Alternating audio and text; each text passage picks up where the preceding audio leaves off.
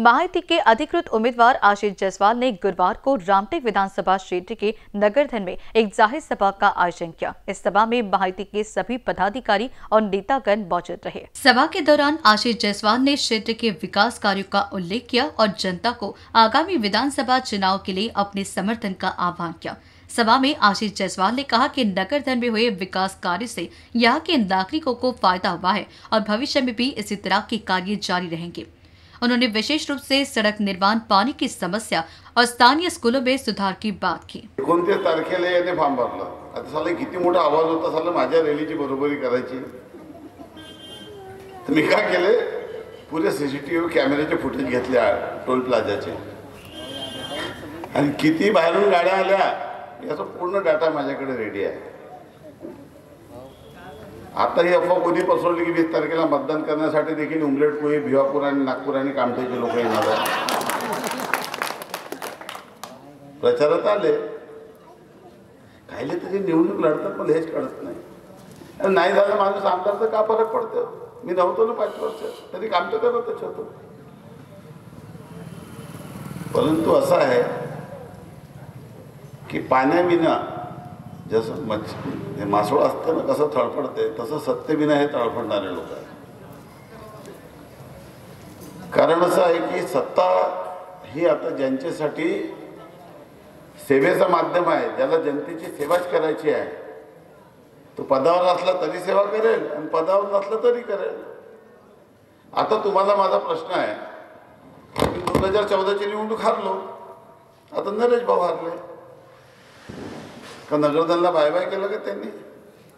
की मी रामटेकला bye bye केलं होतं। 14 ते 19 दर आठवड्याला मंगळवारी मुंबईला जात होतो। जिथे जिथे बावनकुळे साहेब कोणी काम गावात दौरा कार्यक्रम होत होता, मी सदैव राहत होतो। पुरे 5 वर्ष इमानदारीने आपलं ऑफिस उघडा ठेवला।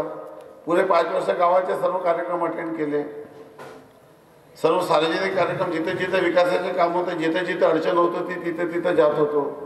आपलं काय, जीना यहाँ मरना यहाँ, इसके सिवा जाना का।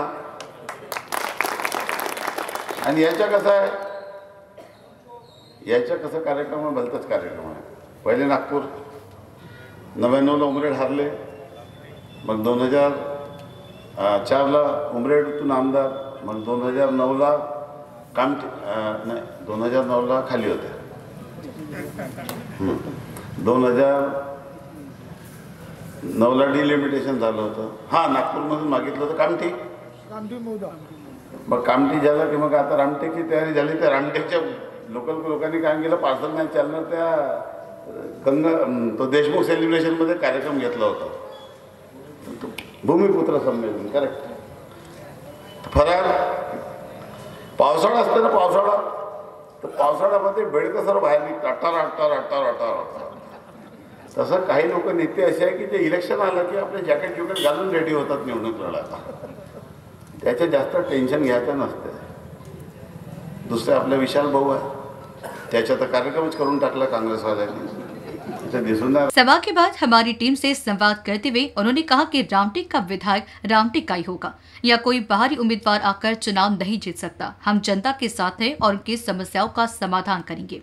आशीष जायसवाल का यह बयान इस बात को स्पष्ट करता है कि वे क्षेत्र की जनता की समस्याओं को गंभीरता से लेते हैं और क्षेत्रीय उम्मीदवार के रूप में जनता के बीच अपनी पहचान बनाना चाहते हैं। एकदम चांगलं चालू आहे, खूप उत्तम प्रतिसाद मिळत आहे। इतिहासात कधी जितका प्रतिसाद मिळेल तितका मिळत आहे, त्यामुळे विजयाचा विक्रम मी करणार आहे आणि खूप मोठ्या प्रमाणामध्ये प्रचंड मताधिक्याने मी निवडून येणार आहे, असा मला आत्मविश्वास आहे। इलेक्शन टुरिझम, आपण आपल्या भाषणामध्ये सांगितलं की इलेक्शन टुरिझम एक नवीन टुरिझम आले। हा, नवीन आपले जे उमेदवार आलेले आहे बाहेरचे, ते इलेक्शन टुरिझमसाठी आलेले आहे।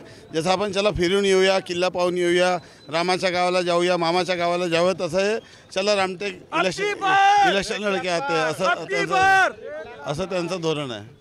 पण चिंता करू नका, पर्यटक येतील आणि जातील, टेंशन घ्यायची गरज नहीं। इस सभा के बाद महायुति के नेताओं ने मिलकर क्षेत्र में विकास की गति को और तेज करने का संकल्प लिया। कैमरा पर्सन सुभाष बुटले के साथ अभिषेक पांसी की रिपोर्ट।